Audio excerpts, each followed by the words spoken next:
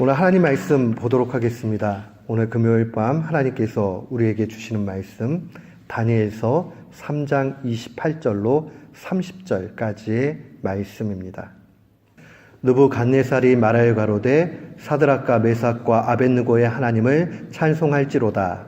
그가 그 사자를 보내사 자기를 의뢰하고 그 몸을 버려서 왕의 명을 거역하고 그 하나님 밖에는 다른 신을 섬기지 아니하며 그에게 절하지 아니한 종들을 구원하셨도다.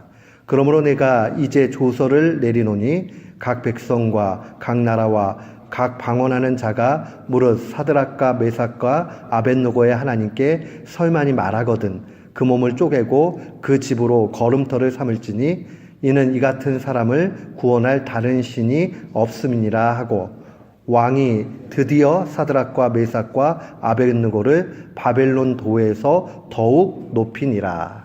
아멘. 저는 오늘 본문 말씀을 통해서 하나님과 대면하는 신앙이라는 제목으로 주의 말씀을 선포하도록 하겠습니다. 제가 사역 처음 시작하고 전도사로 있을 때에 여름 성경학교나 수련회를 가면 반드시 하는 게임이 하나 있었습니다. 저는 그 게임의 이름을 팀파워다 이렇게 이름을 붙여가지고 했었는데요. 이 사람의 눈을 가리게 합니다. 그리고 뒤에 자기 편 한 사람이 씁니다. 그리고 넘어지라고 해요. 뒤로. 그 뒷사람은 받아줘야 돼요. 근데 가장 낮은 상황에서 받아주면 그 팀이 1등을 하는 겁니다. 이게 신뢰도에 관한 부분이에요. 이 뒤에 받칠 사람을 못 믿어주면 꼭 한 사람이 다리를 뒤로 쭉 뺍니다. 넘어지지 않으려고. 그러면은 받아줘봤자 위 부분에서 받아줘. 높이가 높은 쪽에서 받을 수밖에 없겠죠. 그러나 뒷사람을 딱 믿어주면 그냥 뒤로 째껴가지고 내려갑니다. 그러면 배 제일 낮은 부분에 딱 잡아가지고 받쳐주죠. 그 팀이 1등을 하는 거예요. 서로 간의 신뢰가 어떻게 있느냐 하는 것을 나타냅니다. 어떤 때는 친구들끼리 이렇게 짝을 짓게 합니다. 친구팀이 되겠죠. 또 어떤 팀들은 부부팀도 이렇게 만들어봐요. 어떨 때는 연인들을 놓고 연인팀을 만들기도 합니다. 또 어떨 때는 부모와 자녀. 그런데요, 재밌는 결론을 제가 알게 됐어요. 지금 제가 얘기한 친구팀, 부부팀, 연인팀, 부모, 자녀팀 누가 1등 할까요? 제가 한 10년 이상 해봤는데 언제나 1등은 이 팀이에요. 아마 여러분도 기억하실 거예요. 딱 이렇게 생각을 해보면 당연히 부모와 자녀. 근데 자녀도요, 일단 애들이 중고등부 되면은 이 꾀가 있어가지고요 1등을 못합니다. 근데 어린아이 한 5살, 6살 얘들은 그냥 부모님이 당연히 받을 거라고 생각하고요 뒤로 그냥 팍 넘어갑니다. 그럼 부모님이 밑에서 딱 잡으면 언제나 걔네들이 1등이에요. 왜요? 우리 엄마나 우리 아빠는 나를 분명히 받쳐줘 하는 그 의심 없는 믿음이 있기 때문에 그래요. 하나님 우리에게 이런 것을 요구합니다. 신앙이라는 것은 하나님에 대한 신뢰도에 대한 문제예요. 내가 얼마만큼 하나님을 신뢰하는가. 그래서 신앙이 좋다 하는 것은 하나님을 어떤 환경과 여건 속에서도 가장 신뢰합니다 하는 그것을 나타냅니다. 근데 문제는요, 인간이 그렇게 실력 있는 존재가 아니다라는 데 문제가 있어요. 믿음이 아무리 좋고 또 아무리 상황들을 잘 이겼던 사람이라 할지라도 어떤 순간에는 넘어질 수 있다는 게 인간의 연약함이고 죄성입니다. 눈에 보이지 않는 하나님을 의지하는 것보다 눈에 당장 보이는 것에 현혹되어지고 그것을 자꾸 따라가려고 하는 그런 마음이 우리 가운데 있습니다. 아예 믿음이 없는 사람, 믿음이 약한 사람, 이제 믿음을 막 가진 사람, 이 사람이 뭔가를 갖다가 의심하고 한다고 하면 그것도 좀 납득이 가잖아요.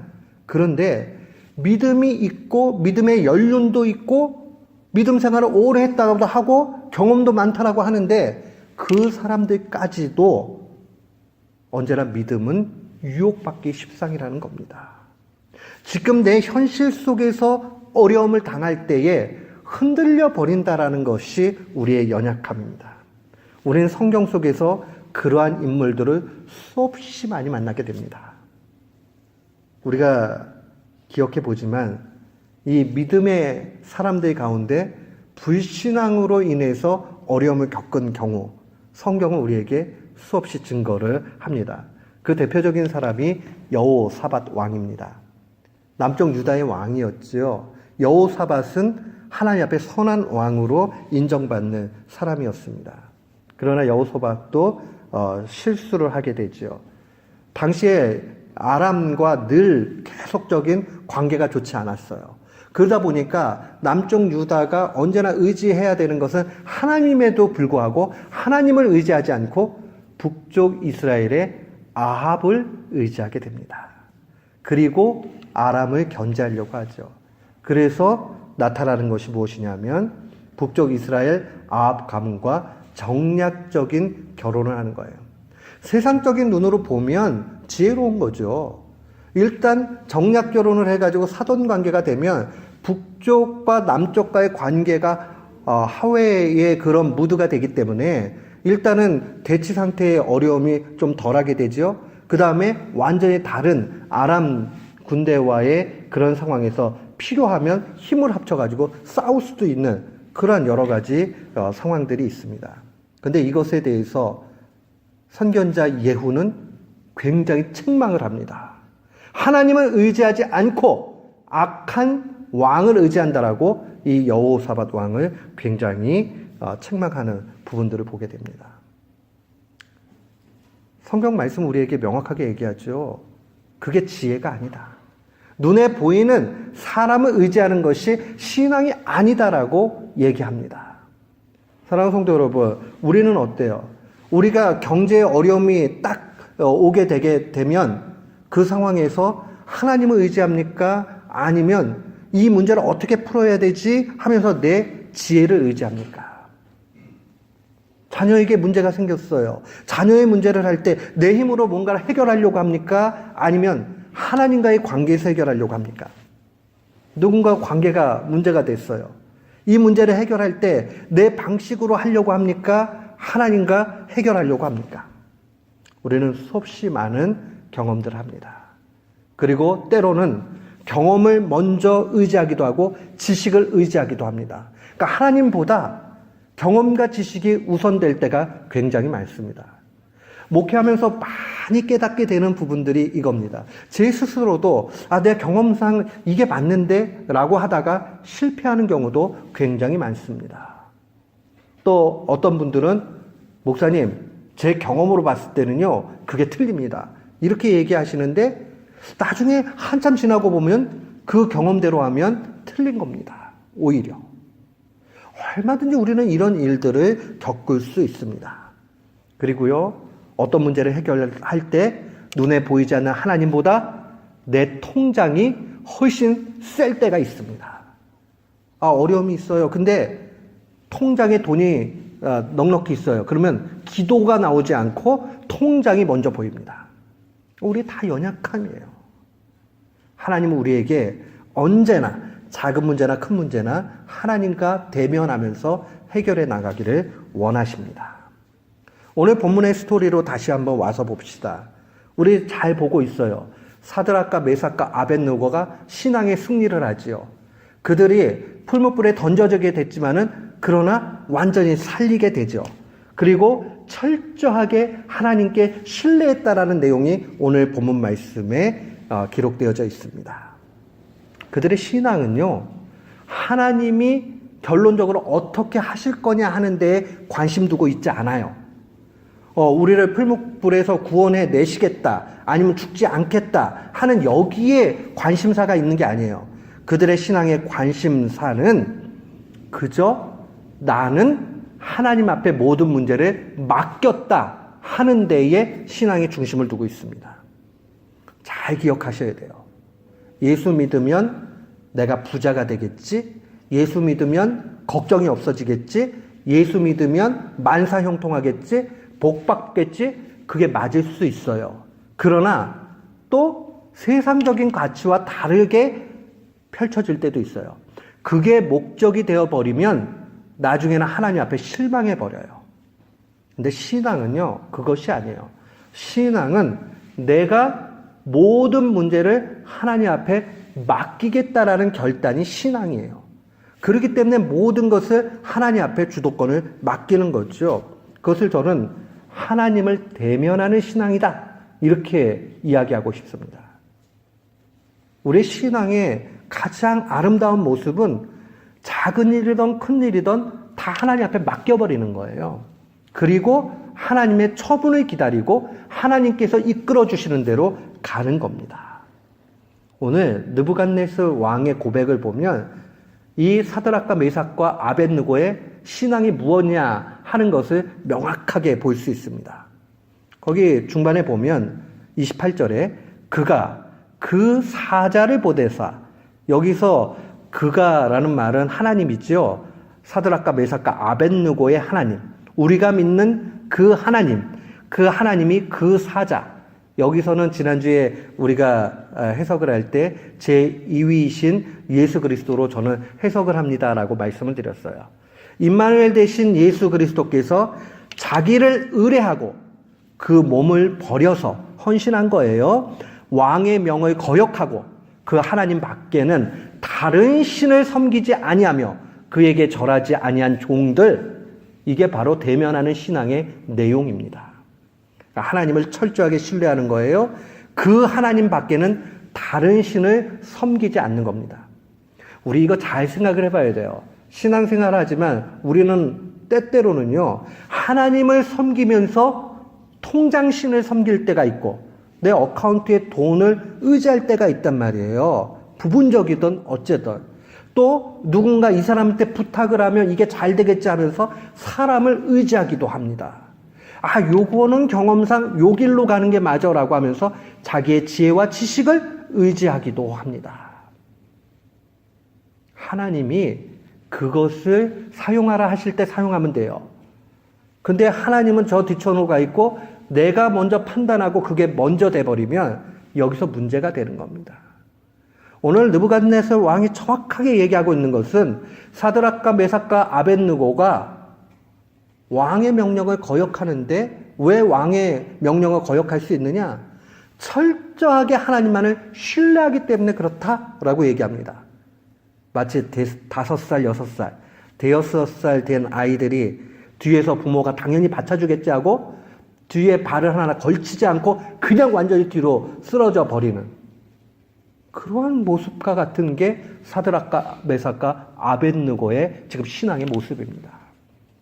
우리는 좀 똑똑해져서 혹시 모르니까 하고 뒷발을 하나 쭉 뻗지는 않는가 생각해 봐야 돼요. 하나님이 잡아주시기는 잡아주시는데 혹시 모르니까 하면서 뒷발을 뒤로 쭉 빼는, 그러면 우스꽝스러운 형상이 돼요. 이 부모는 뒤에서 또 이 뒤에 파트너는 뒤에서 잘 받아주고 싶었는데 이미 반쯤 이렇게 해가지고 안 넘어오니까 위에서 손을 갖다 대는 척 해야 돼요. 그냥 뭐 좋은 성적을 거둘 수 없겠죠. 제가 드리고 싶은 얘기는 뭐냐면 우리의 신앙이라는 게 철저하게 하나님을 신뢰하고 하나님께 맡기고 가야 됩니다. 오늘 느부갓네살 왕이 그 하나님 밖에는 다른 신을 섬기지 아니하며, 이 말이 중요해요. 하나님 외에는 내 통장도 지식도 인간관계의 사람도 모두 다 의지하지 않고 눈에 보이지 않는 하나님만 의지하는 신앙, 순수한 신앙, 이게 필요합니다. 근데요, 이 순수한 신앙을 유지해가지고 간다는 게 그렇게 쉽지가 않습니다. 여기서 참 재밌는 말이 하나 있어요. 우리 한국말로 이렇게 보면 의뢰했다 이렇게 번역한 이 신뢰라는 이 단어가 원래 어떤 뜻을 가지고 있냐면 목욕을 시킨다 이런 말을 가지고 있어요. 목욕을 시킨다. 때로는 자기 자신이 목욕한다 이런 뜻도 있고요. 그 다음에 종이 왕을 목욕시켜 주는 것을 얘기합니다. 여러분, 목욕을 시킨다는 것은 어떤 의미를 가지고 있을까요? 내 생명을 내놓는 것과 거의 비슷합니다. 그렇죠? 신뢰하지 않으면 종들에게 자기 몸을 보이지 않죠. 거기서 무슨 살해를 당할 수도 있고 그렇잖아요. 정말 가장 측근 신뢰할 만한 사람, 이 사람에게 자기 몸을 맡기게 되죠. 옛날에 보면은 왕에게 이발사들이 있죠. 이발사들은 가위나 칼 가지고 머리를 다듬지요. 그러면 왕이 무방비 상태로 나타나게 되는 것은 이발사 앞입니다. 그렇죠? 그러면 이발사에게 가장 필요한 덕목은 뭘까요? 신뢰예요, 신뢰. 얼마나 디자인을 잘하느냐, 이거보다 그 사람을 믿을만 하느냐. 왕은 가장 믿을 수 있는 사람을 이발사로 고용하게 되어 있습니다. 똑같죠. 하나님과의 우리와의 관계에 있어서 가장 중요한 것은 바로 이 신뢰에 관한 부분입니다. 하나님 앞에 철저하게 이 몸을 맡겨서 목욕을 시켜지는 일들과 같이 하나님 앞에 철저히 내 인생과 내 미래와 내 상황과 이것을 맡기고 가는 신앙, 이 신앙이 모든 것이 됩니다. 오늘 사드락과 메삭과 아벳느고는 느부갓네살 왕 앞에서 이것을 보입니다. 그리 아니하실지라도 상관없어요. 주님이 죽이신다 해도 상관없어요. 그 결론이 중요한 게 아니라 나는 그럼에도 불구하고 하나님을 신뢰합니다 하는 이 신뢰에 모든 것을 걸고 있는 겁니다. 제가 많이 살지는 않았지만 누가 정말 멋있는 인생을 사는가 이렇게 보니까요, 희한해요. 머리를 잘 굴려가지고 하는 사람들은 빨리 가는 듯 하는데 그 머리 굴리다가 나중에는 자기 꾀에 자기가 넘어져가지고 문제가 되더라고요.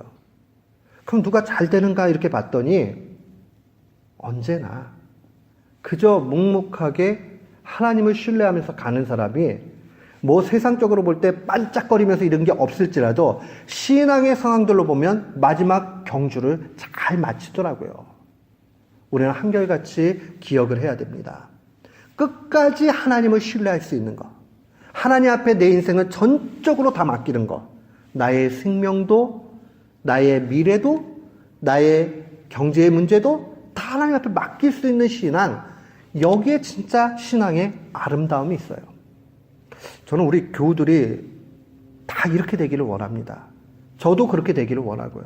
그러니까 오늘 밤에 우리가 작정을 하고 하나님 앞에 나아갑시다. 하나님 앞에 철저하게 맡기면서 하나님이 내 인생의 모든 것을 책임져 주시기를. 그래서 하나님 앞에 옷을 벗어서 우리의 몸을 다 맡겨버리는 거예요. 그리고 우리의 머리도 주님께 다 맡기는 거예요. 주님, 칼을 가지고 가위를 가지고 내 머리를 재단하실 때에 나는 마음이 편안합니다. 왜요? 네, 주님이 책임져 주시니까. 그 마음이 우리에게 필요해요. 좀 적절한 비유가 아닐 수 있지만 우리의 가장 좋은 친구 예수 그리스도께 우리의 몸과 우리의 머리를 다 맡기시기를 축원합니다. 그렇게 될 때에 우리의 인생은 아름답게 가게 되어 있습니다. 사랑하는 성도 여러분, 하나님께 모든 것을 맡기는 신앙의 핵심은 하나님을 대면하는 겁니다. 하나님을 대면한다라는 것은 구체적으로 무엇을 얘기합니까? 두 가지를 꼭 기억하셔야 돼요. 내가 하나님을 대면하는 신앙이다. 내가 철저하게 하나님 앞에 모든 것을 맡기는 인생이다. 그러면 이 두 가지를 기억을 해야 돼요. 첫 번째는 모든 문제에 대해서, 모든 문제라는 것은 예외가 없다는 거예요. 모든 문제에 대해서 하나님의 뜻을 묻는 신앙이 돼야 됩니다. 하나님 앞에 철저하게 쉬운 거든 어려운 거든 내 상식에서 판단할 수 있는 거든 또 조금 더 고민이 필요한 거든 내가 스스로 해결 볼 수 있는 거든 해결 볼 수 없는 거든. 제가 우리 교우들은 식사 기도에 대한 이해를 조금 바꿨으면 좋겠습니다라고 설교했잖아요. 요즘에 밥 먹는 거 크게 문제되지 않아요. 조금 체하잖아요. 그러면 약 하나 먹으면 소화 뻥 뚫리잖아요. 기도 그렇게 안 해도 먹고 사는데 그렇게 큰 문제는 아니에요. 그러나 우리가 기도할 때마다 생각을 해야 되는 것은 오늘날에 있어서 먹는 문제, 소화시키는 문제가 별일 아닌 듯 하지만 이것까지도 주님께 상의하면서 내가 살기를 원합니다 하는 순수한 믿음, 어린아이 같은 믿음, 하나님 앞에 다 대면하는 믿음, 거기로 나아가기를 정말 결단해야 됩니다. 사랑하는 성도 여러분, 신앙은 순전해야 돼요. 그래서 우리에게 성경 속에서 모든 것을 찾아가는 그러한 모습이 필요합니다. 우리의 신앙의 길은 언제나 성경 속에서 해답을 찾아가는 과정이 필요합니다. 그래서 지혜에 대해서 잠언서는 이렇게 얘기해요. 잠언서 8장 32절로 33절 말씀 보면 누구든지 내게 들으며 날마다 내 문 곁에 서서 기다리며 문설주 옆에서 기다리는 자는 복이 있나니 대저 나를 얻는 자는 생명을 얻고, 여기서 나는 지혜가 하는 얘기예요. 지혜를 얻는 자는 생명을 얻고 여호와께 은총을 얻을 것이다 라고 증거합니다. 그러니까 성경 속에서 하나하나 다 찾아가는 겁니다. 마치 조지 뮬러가 하나님 앞에 늘 기도할 때에 약속의 말씀을 손가락으로 포인트하면서 손에 밑줄을 그어가면서 하나님이 이렇게 말씀해 주셨습니다. 이것을 믿습니다. 이렇게 해주시기를 원합니다라고 간구하기도 하고, 말씀을 뒤져 찾으면서 하나님께서 원하시는 것이 무엇인가 하면서 하나부터 열까지 다 하나님의 뜻을 구했던 그 모습이 우리에게 필요합니다. 아니, 그 정도는 상식이죠 라고 하지 말고 하나님 앞에 순전한 마음으로 하나하나 다 찾아가는 신앙, 이게 바로 하나님을 대면하는 신앙이에요. 제가 어른들을 만나보니까 종종 여쭤봐요. 언제 제일 서운하세요? 라고 얘기하니까 다른 건 뭐 그냥 그러는데 내가 나이 먹었다고 자식들이 묻지 않으니까 너무 섭섭하더라, 그 얘기를 하시더라고요. 그러니까 당신들도 아세요. 내가 젊은 애들보다 지식이 부족한 것도 알고, 젊은이들만큼 순발력이 있지 않는 것도 알고, 젊은 애들이 더 판단 정확하게 할 수 있다는 것 알지만 부모님의 마음은 어떤 거냐면 그래도 같이 이야기를 나누고 가기를 원하는 거죠. 하나님의 심정은 어떨까요? 하나님 우리보다 훨씬 더 지혜로우시고 완전하시고 실수가 없으시고 능력을 갖고 계세요. 근데 우리가 언제나 하나님 앞에는 여쭙지도 않아요. 그리고 우리가 판단하고 우리가 결정 내리고 우리 마음대로 해버려요. 그럼 하나님 마음은 어떠실까요? 아, 이건 아닌데 라는 마음이 드시겠죠. 하나님을 대면할 수 있는 그 신앙, 이것은 어려운 문제, 건널 수 없는 문제, 불가능한 문제, 이것만 맡긴다는 뜻이 아니에요. 모든 문제에 대해서 하나님 앞에 다 맡기는 겁니다. 우리의 주변에 있는 모든 문제들에 대해서. 처음에는요, 이런 생각이 들어요. 근데요, 제가 맡기고 기도는 하는데 하나님 뭐라고 얘기하는지 잘 모르겠어요. 대부분의 분들이 신앙 가운데 그런 얘기들 많이 하십니다. 걱정하지 마세요. 처음에는 그게 잘 안 보여요. 안 들려요. 뭔지를 몰라요. 그러나 그 작업들이 계속 진행되다 보면 어느 순간 하나님과 나 사이에 이 파트너십이 있습니다. 그래서 주님이 뭐라고 말씀하시는지를 감지하기 시작을 합니다. 그래서 작은 일이든 큰 일이든 자꾸 묻고 말씀 속에서 찾고 조지 뮬러 같이 포인트하면서 기도하고 또 하나님 말씀으로 가고, 이 작업을 계속 하다 보면 그 다음부터는 어느 순간에 하나님의 의도와 뜻들을 더 명확하게 보게 됩니다. 그리고 너무 난해하고 힘들 때는 더 열심히 기도해야 되겠지요. 누군가가 직장을 가지고 있다가 새로운 직장을 얻어야 될까 말아야 될까 기로에 서 있다고 합시다. 이때에 성경은 이직해라, 이직하지 말아라 안 얘기해요. 그러니까 잘 안 보이지요. 뜬구름 잡는 것 같지요. 그러나 하나님 앞에 간구하고 기도하고 나아갈 때에 수많은 상황들 속에서 하나님이 한 가지를 포인트하고 계시다라는 것을 그 특수한 상황에서 알게 됩니다. 그러니까 어떤 사람에게는 이직하지 않는 게 하나님의 뜻일 때가 있고 어떨 때는 이직하는 게 하나님의 뜻일 때가 있겠지요. 그때에 하나님께서 다양한 방식으로 말씀하신다는 것을 민감하게 보게 됩니다. 우리에게 필요한 게 이 신앙이에요. 하나님을 대면하는 신앙. 그러니까 하나님 앞에 부단히 묻고 기도하고, 처음에 안 들리는 거 당연한 거예요. 안 보이는 거 당연한 거예요. 그러나 시간이 지나고 점점 가다 보면 금세 알게 됩니다. 또 어떨 때 잘 안 보이는 듯해도 지나고 나서 또 보이게 됩니다. 두 번째로 우리가 하나님을 대면하는 신앙은 어떤 거냐라고 얘기할 때에 꼭 기억을 하세요. 하나님께서 모든 것을 이끌어 가신다는 것을 믿고 묵묵히 기다리는 신앙이요. 참는 신앙. 시간까지도 방법까지도 하나님 앞에 다 맡기는 게 하나님을 대면하는 신앙입니다. 근데 자칫 잘못하면 조급증에 빠져버려요. 그래서 계속 조급합니다. 아니 왜 빨리 안 되지? 아니 왜 이러는 거야? 오늘 본문과 같이 즉각적인 응답이 나타날 때도 있어요. 풀무불에 떨어졌는데 주님이 바로 살리셔가지고 그 다음에 느부갓네살이 와, 네 하나님 엄청 세다 하면서 이렇게 즉각적으로 나타나면서 30절에 나와 있는 대로 이제 바벨론의 도에서 더욱 높아지는 사람이 될 수 있어요. 그러나 어떨 때는 한참을 기다려야 될 때가 분명히 있습니다. 근데 성경은 이렇게 보면요, 기다려야 될 때가 굉장히 많더라고요. 기다려야 될 때가. 신앙은 기다림입니다. 뭘 기다리느냐? 하나님의 때를 기다리는 겁니다. 오늘 30절 말씀에 보니 왕이 드디어 이 말이 중요해요. 드디어 사드락과 메삭과 아벳느고를 바벨론 도에서 더욱 높였다. 이 드디어라는 말은 어떤 걸까요? 하나님이 인정한 때에 그렇게 된 거예요. 드디어라는 말을 마음에 기억을 하십시오.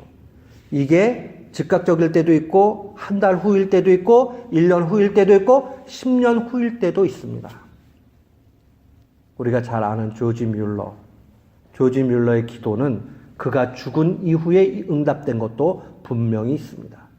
그가 평생을 놓고 구원 받기를 원해서 하나님 앞에 기도했던 친구 중에 하나는 그가 죽은 이후에 예수 그리스도를 영접하게 됩니다. 아무도 몰라요. 그게 무슨 의미가 있나요? 내 생전에 된 것도 아닌데. 의미는요, 하나님이 결정하시는 겁니다. 하나님은 그것도 의미 있다 분명히 말씀하십니다. 우리가 하나님의 것을 다 어떻게 할 수 없지요. 시간까지도 하나님께 주도권을 드리는 신앙. 이게 바로 하나님을 대면하는 신앙입니다. 그래서 시편 37편 7절 말씀 보면 여호와 앞에 잠잠하고 참고 기다리라. 자기 길이 형통하며 악한 꾀를 이루는 자 때문에 불평하지 말지어다. 시편 기자가 얼마나 잘 우리의 마음을 그대로 대면하는지 볼 수 있어요. 우리가 낙심하는 거는요, 하나님이 빨리 응답을 안 해주셔서 낙심될 때도 있지만 더 크게 낙심되는 거는요, 예수 안 믿어도 잘 되고 세상에 꾀부려가지고 해도 잘 되고 그러는데 나는 잘 되는 게 하나도 없는데 참고 기다리고 있을 때 이거 미치는 일입니다. 잘 안 돼요, 그거요. 그렇죠? 그런데 오늘 주의 말씀은 우리에게 여호와 앞에 잠잠하고 참고 기다리라고 말씀하십니다. 악인이 잘 되는 거 보고 부러워서 불평하지 말라고 말씀하십니다. 주님의 말씀이에요. 사랑하는 성도 여러분, 믿음의 길 가다가 분명히 어려움 만날 수 있고 믿음의 길 가다가 정말 세상 사람들만큼 이루지 못할 수 있어요. 그러나 그것으로 인해서 불평하지 마십시오. 참고 기다리는 신앙, 참다운 하나님을 대면하는 신앙입니다. 오늘 사드락과 메삭과 아벳느고 이 세 사람이 정말 높아졌다 하는 데의 영웅 이야기로 주의 말씀이 기록되어져 있지 않습니다. 그들의 신앙, 그들의 신앙을 신앙되게 이끄셨던 하나님의 능력에 대해서 분명히 보여주고 있습니다. 우리가 신뢰해야 될 분은 하나님 한 분밖에 없다 하는 것을 느부갓네살 왕도 자기도 모르는 사이에 고백하고 있습니다. 우리도 이거보다는 더 멋진 고백을 해야 되지 않겠습니까? 하나님께서 예수 그리스도를 보내사 하나님을 의뢰하고 자신들을 헌신해서 느부갓네살 왕의 명령을 거역하고 하나님 외에는 다른 신은 결단코 없다라고 그렇게 얘기했던 이 세 친구들과 같이 우리도 하나님 밖에는 없다 하는 신앙 가운데 살아야 됩니다. 하나님도 있다가 되면 안 돼요. 하나님 밖에는 없다가 돼야 됩니다. 하나님을 대면하는 신앙 가운데 우리가 조금 힘들고 어렵지만 그러나 하나님 앞에 우리의 인생을 맡기고 그래서 주 안에서 정말 기쁨이 넘치는 귀한 교우들 되시기를 주의 이름으로 축원합니다. 아멘.